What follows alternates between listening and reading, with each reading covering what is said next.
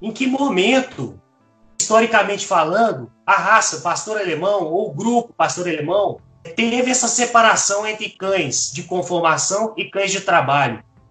E por que no Bem, Brasil, ponderantemente, o nosso plantel ele é composto por cães de conformação? bem, é o seguinte, o pastor alemão foi concebido basicamente na mente de um gênio chamado Capitão Max von Stefanitz. Stefanitz tem várias frases dele muito importantes. Uma delas é: não deixem que o cão pastor alemão, não permitam que o cão pastor alemão deixe de ser um cão essencialmente de trabalho. Outra frase dele importante: o único critério de seleção do pastor alemão é a sua capacidade de trabalho. O único critério de beleza do pastor alemão é o seu desempenho em trabalho. Isso aí é tudo do Stefanitz. E para isso ele criou uma prova objetiva, que é o Schutzhund. Bem, mas também ele criou outros critérios de seleção anatômicos. Ele foi um gênio da biomecânica. Eu vou um pouco à frente, depois eu vou voltar um pouco na história. O ponto de inflexão na bifurcação de duas sub-raças dentro do pastor alemão, que hoje são duas raças, podemos tratar como duas raças dentro do pastor alemão, infelizmente, apesar de no discurso não ser isso, mas na prática, na genética, no genoma, é assim. Tem trabalho científico demonstrando que são genomas diferentes. Ok, isso tudo acontece basicamente na Segunda Guerra Mundial, mas apontamentos nesse sentido já ocorriam antes. Na década de 20, já existia um movimento na Alemanha de mudança conformacional do pastor alemão.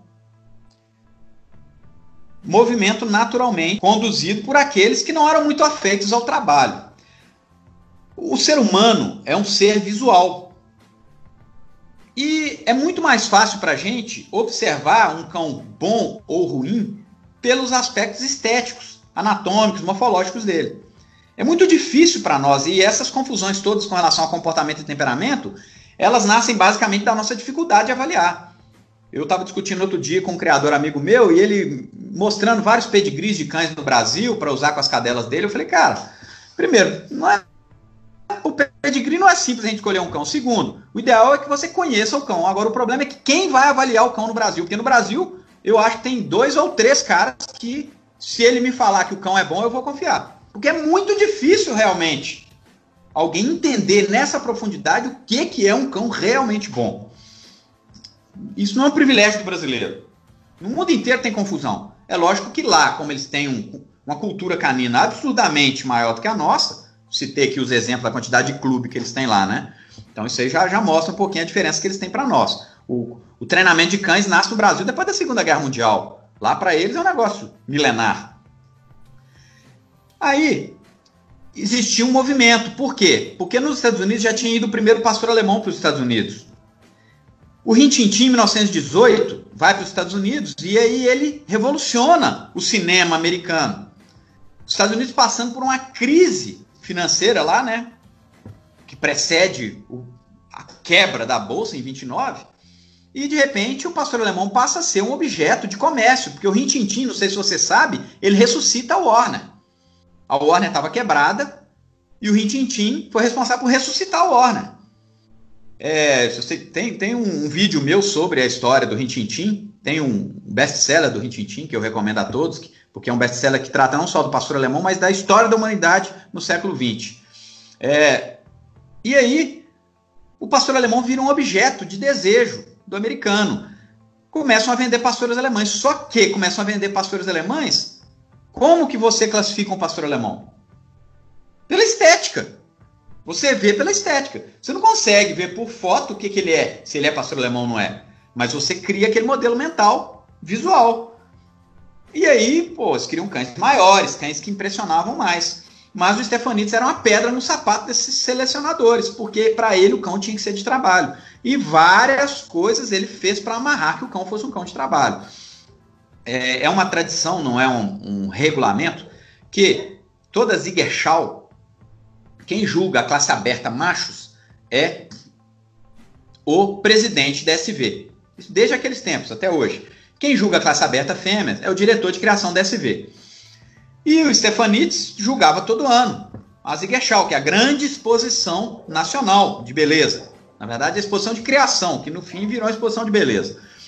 E todo mundo sabia que ele queria dar o primeiro lugar, e o primeiro lugar tem um papel enorme na reprodução, porque não só os VAs têm a possibilidade de cruzar o dobro do que os cães selecionados normalmente, até 60 cruzamentos por ano, um VA pode cruzar 120 vezes por ano, mas por ele ser VA e principalmente um VA1, que é o vencedor, nossa, ele que vai ditar a criação dos anos seguintes.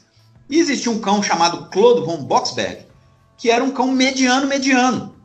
E ele representava o que o Stefanitz queria de cão. Mas ele era contrário ao que a tendência comercial queria. E eles estavam montando um sistema para derrubar o Stefanitz. E aí, seria muito fácil para o Stefanitz, como juiz, passar o Claude von Boxberg para frente. Mas era tudo que eles queriam. Nós vamos derrubar o Stefanitz. O que o Stefanitz fez? Ele pôs, diz a lenda, né? Reza a lenda que ele pôs todo mundo para trotar. Não sei se já foi na exposição, pôs para trotar. E os cães foram trotando. Reza a lenda que ele deixou trotar 4 horas seguidas. Qual foi o único cão que conseguiu chegar inteiro no fim? Claude von Boxberg, porque ele tinha a estrutura conforme preconizava Stefanitz, um cão mediano, bem distribuído, bem equilibrado. Ele foi o único que conseguiu tratar até o fim. Então, ele conseguiu fazer com que o cão que ele queria vencesse e eles não conseguiram derrubá-lo, porque, na verdade, não foi ele que deu o primeiro lugar para o cão. O cão se deu o primeiro lugar. Então, essa história, que é permeada de mitos e tudo, mas ela tem um fundo de verdade, ela teve várias tentativas durante a primeira metade do século XX. A grande questão é que na Segunda Guerra Mundial, ou na Primeira Guerra Mundial, o mundo não conhecia o que era o emprego de cães militares. O emprego de cães militares nasce formalmente em 1881 com a fundação da Escola Militar de Treinamento de Cães de Berlim.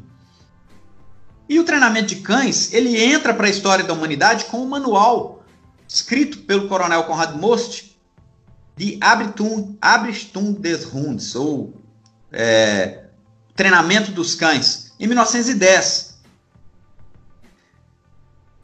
E ele é exposto para o mundo na Primeira Guerra Mundial. Os americanos tinham noção do que era isso. E os americanos ficaram sem ter noção até a Segunda Guerra Mundial, quando em 1935 para 1936, uma madame, uma socialite americana apaixonada por cães, já vendo a possibilidade de uma Segunda Guerra Mundial, começa a rodar os Estados Unidos numa campanha de tentativa de conscientização das lideranças, dos políticos, de criar um centro de treinamento de cães de guerra. Finalmente, em 1936, é fundado esse centro de treinamento de cães de guerra e vão para esse centro cães doados nessas campanhas dela, pelas famílias americanas no esforço de guerra. Aí chegavam lá Pinscher, Chow Chow, tudo quanto é cachorro, porque os Estados Unidos não tinham um plantel de cães com genética militar. Tinha um Rin-Tin-Tin, tinha um outro cão famoso, Braveheart, que eram cães famosos no cinema, mas não existia um plantel. O Rin-Tin-Tin sequer deixou bons descendentes, porque não tinha fêmeas para cruzar com ele. Tanto que dizem as más línguas que o Rin-Tin-Tin 2, 3, 4, 5, inclusive o Rin-Tin-Tin da minha geração, a partir dos anos 60 e 70 que a gente conhece no cinema, eles não eram descendentes do Rin-Tin-Tin, eles eram gatos, pedigree gato. Hoje em dia o que a gente tem de pedigree descendente de Rin-Tin-Tin, que existe, o clube do Rin-Tin-Tin americano, não são descendentes do Rin-Tin-Tin de verdade, eles são gatos. Mas o Rin-Tin-Tin, que já fazia sucesso nessa época, já era um Rin-Tin-Tin capa preta. E nessa época, Hitler tomou o studbook da SV, do pastor alemão. Stefanitz foi pressionado até que finalmente o partido nazista tomou o studbook do pastor alemão. Por que eles tomaram o studbook? Porque eles queriam dominar a criação do pastor alemão. O pastor alemão já era a bandeira alemã, ele representava a Alemanha. E o interessante é que o pastor alemão capa preta, ele é similar às cores da bandeira alemã. Então eles queriam não só um cão bom, que representasse a Alemanha por ser um cão virtuoso, mas que esse cão pode ser capa preta também. E a cor nada tem a ver com o desempenho. Então, já que nós podemos ter um cão bom e ainda capa preta, vamos fomentar a criação de cães bons capa preta. E aí, o capa preta é um gene recessivo e, por isso, ele tinha menor fração da população. O dominante é o cinza. Eles começaram a forçar a seleção de cães capa preta por causa desse aspecto de expressão da bandeira alemã. E aí vem a Segunda Guerra Mundial, a Alemanha é devastada, a Alemanha está quebrada, mas ela tinha um ouro na mão que os Estados Unidos, agora em franco crescimento econômico, queria. E queria por quê? Era um objeto de desejo por causa do cinema. Então já tinha acabado o cinema mudo, agora já tinha o cinema falado. E Tintin revolucionou a indústria do cinema. Todo mundo queria. E aí a Alemanha virou indústria de produção de pastores alemães. Só que toda aquela criação criteriosa em termos comportamentais passou a perder força. Porque eles precisavam de produzir em série cães capa preta. E aí o modelo mental de cães capa preta, que não se tinha tanta necessidade de pressão seletiva no sentido comportamental, esse modelo passou a se desenvolver mais. E é muito mais fácil você criar um cão que você não tem que treinar para poder colocá-lo em reprodução. É lógico, né, que os alemães mais ortodoxos nos rincões da Alemanha continuaram criando aquele velho pastor alemão. E no velho pastor alemão, como não há preferência, né, de cor, as cores permanecem de maneira aleatória na população. Só não são totalmente aleatórias, são 4 cores, né? Cinza, capa preta, bicolor e preto. Só não são totalmente aleatórias, se fossem totalmente aleatórias, seria 25% de cada um. Só não são totalmente aleatórias porque existe uma herança mendeliana simples ali. E o cinza domina sobre o capa preta, que domina sobre o bicolor, que por sua vez domina sobre o preto. Então, sob o aspecto populacional, você vai ver cerca de 60%, 70% aí de cinzas, 20%, 30% talvez de capa preta, 10% de pretos, de bicolores e 5% a 10% de pretos, mais ou menos, né? Aí, populacionalmente a gente não tem como ter uma noção exata. Já nessa nova criação mais comercial, que mais se apresentava nos certames internacionais, ela tinha uma preferência daquele capa preta, que era o cão que chegava aos olhos do americano, através da exposição midiática daquela época. Então, é lógico que isso foi uma bifurcação muito mínima no início.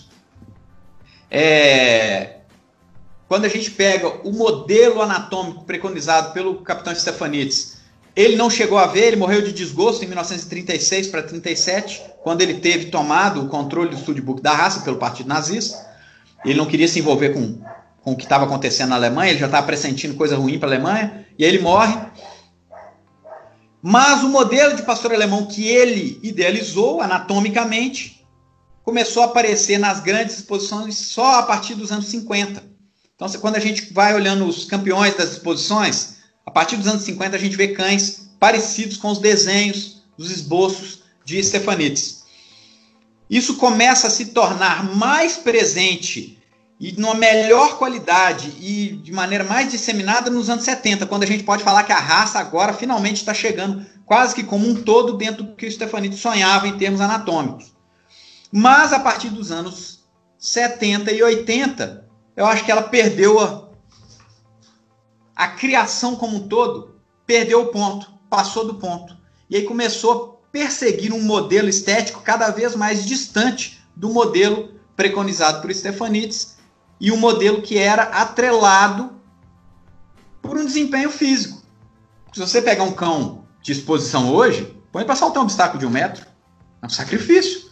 Põe para saltar um obstáculo. Antigamente saltava um obstáculo de 3 metros de altura. Nos meus tempos de criança, eu ia na demonstração das PMs. Eu tenho foto, depois se você quiser eu compartilho. Cães saltando 3 metros de altura. E era cão de exposição, porque naquela época não tinha essa separação. Acontece que quem fornecia os cães de polícia até os anos 80, ou quem fornecia os cães de competições de trabalho até os anos 80, eram os mesmos criadores de exposição, porque não tinha. Isso que começou a nascer lá, após a Segunda Guerra Mundial, ainda não tinha criado uma bifurcação tão severa. O problema é que no final dos anos 80, a partir de 85, 86, 87, cada vez mais, os cães fornecidos pelos criadores já não mais estavam atendendo os competidores da BSP, que era a Bundesliga Prüfung, que é o campeonato alemão de trabalho de mesmo porte da Bundesliga Schutzung, da Bundesliga Zuchtschau, que é o campeonato alemão de beleza, que é a Siegerschau. Aí, esses caras, tanto é que se você observar as Bundesliga, eu tenho vídeo dessas Bundesliga todas dos anos 80, os cães eram a maioria capa preta, nas provas de trabalho. Só que, tipo esses memes que tem, que o homem vai andando, evoluindo, de repente, opa, volta que deu merda. Sacou isso aí? Foi o que aconteceu com os treinadores de trabalho e os policiais. Quando eles chegaram nesse ponto, ele volta que deu merda. Aí o que eles tiveram que fazer? Voltar a recorrer àqueles criadores que não apareciam mais dos rincões da Alemanha, que criavam aqueles velhos cães cinza, né? E até criou aqui para o Brasil um mau entendimento. É o cão cinza que é bom. Não, nada a ver, tem nada a ver com a cor. Mas esses caras que tinham muito cinza, porque o cinza dominava, é que tinham o tal cão que seria a salvação dos treinadores de polícia e de prova daqui por diante. E aí a gente tem um reviravolta a partir do final dos anos 80 e começa a ver uma mudança do perfil de cães nos campeonatos alemães de trabalho. Então a história é um resumo. Agora o fato é o seguinte, de 90 para cá, volta que deu merda. O trem desandou. E aí que o negócio realmente virou duas raças. Quem quiser conhecer um pouquinho mais sobre a história do pastor alemão, no meu site maxmacedo.com.br, no meu blog, tem lá um podcast, que na verdade foi um pedido de um amigo, uma vez num grupo de WhatsApp de criadores de pastor alemão, me pediu para contar a história do pastor alemão. E eu espontaneamente fui gravando áudios, e eu empolguei, fui falando um atrás do outro, contei a história todinha, e ao término alguém do grupo compilou isso tudo num áudio. E aí disponibilizou, e aí eu disponibilizo lá no meu site.